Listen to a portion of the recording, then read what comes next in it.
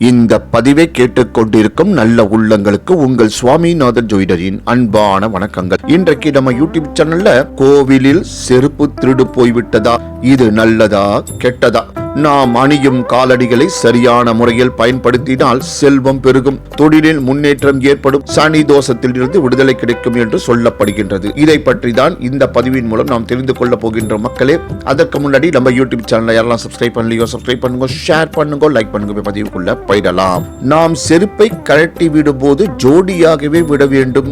அவ்வாறு விடக்கூடிய பழக்கம் உங்களிடம் இருந்தால் உங்களின் மனமும் உடலும் தெளிவான நிலையில் இருப்பதாக சொல்லப்படுகின்றது. நம்முடைய வீட்டின் தலைவாசலை தெய்வத்திற்கு இணையாக வணங்குவோம். அத்தகைய தலைவாசலில் செருப்பை போட்டுக்கொண்டு நிற்பது அல்லது அதை தாண்டி வீட்டில் செருப்பை பயன்படுத்துவது துர்திஷ்டத்தை ஏற்படுத்தும் என்று சொல்லப்படுகின்றது.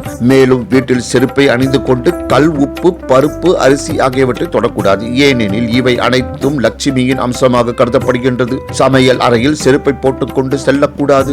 அதுபோல சமைக்கும் போது செருப்பை போட்டுக்கொண்டு சமைக்கக்கூடாது என்று சொல்லப்படுகின்றது. செருப்பை போட்டுக்கொண்டு உணவு உண்ணக்கூடாது. நவ கிரகங்களில் சனீஸ்வர பகவான் மிகவும் சக்தி வாய்ந்தவராக கருதப்படுகின்றார். அவரின் தாக்கம் இருக்கும் இடமாக கால் சொல்லப்படுகின்றது. அந்த காலில் நாம் அணியக்கூடிய செருப்பு சனி பகவானின் தாக்கம் பெற்றதாக இருக்கின்றது.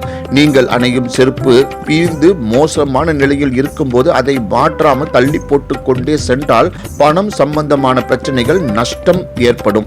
செருப்பை மற்றவர்களுக்கு தானமாக வழங்குவதன் மூலம் சனீஸ்வர பகவானின் அருளும் ஆசையும் கிடைக்கும். ஒரு சிலர் தங்கள் தொழில் நலிவடையும் போது செருப்பை வாங்கி கோவிலில் விட்டு சென்று விடுவார்கள். அதை மற்றவர்கள் எடுத்து செல்லும் போது அது தானமாக கருதப்படுகின்றது. இவ்வாறு செய்யும் போது தொழிலில் முன்னேற்றம் ஏற்படும். கோவிலில் கழட்டிவிட்ட செருப்பு திருடு போய்விட்டால் சனீஸ்வர பகவானால் ஏற்படவிருக்கும் அனைத்து பிரச்சனையும் சரியாகும் என்ற நம்பிக்கை உண்டு. உங்களுடைய கெட்ட கர்மா பாவங்கள் போனதாக அர்த்தம். உங்கள் செருப்பு தொலைந்து போனால் அதனால் உங்களுக்கு நல்ல முன்னேற்றம் ஏற்பட போவதாக அர்த்தம். செருப்பு அணியும் நிறத்தை பொறுத்து அதற்கு பலன்கள் உண்டு என்று சொல்லப்படுகின்றது. வெள்ளை நிறத்தில் செருப்பை அணிவது அதிர்ஷ்டத்தை தரும். கருப்பு மற்றும் அடர் நீல நிலத்தில் செருப்பு அணிந்தால் நம்மை சுற்றி உள்ள எதிர்மறை சக்திகளை அது இழுத்து கொள்ளும். சிவப்பு நிறம் மற்றும் மஞ்சள் நிற காலணிகள் முன்னேற்றம், காரிய சக்தி, வெற்றியை ஏற்படுத்தும். பச்சை மற்றும் காவி நிற காலணிகள் உற்சாகம் மற்றும் மகிழ்ச்சியை தரும் என்று கூறி இந்த சிறப்பான ஆன்மீக பதிவை நிறைவு செய்கிறேன். நன்றி, வணக்கம், வாழ்க வளமுடன்.